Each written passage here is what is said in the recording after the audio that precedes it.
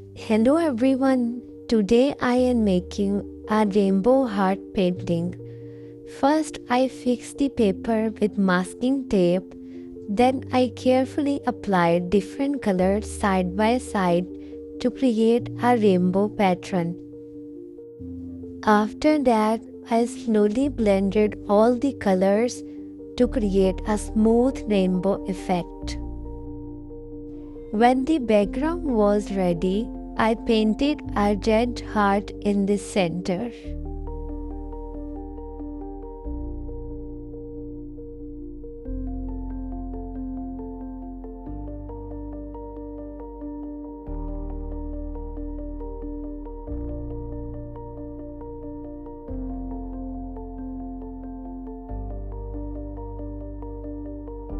Finally, I removed the tape to get clean borders.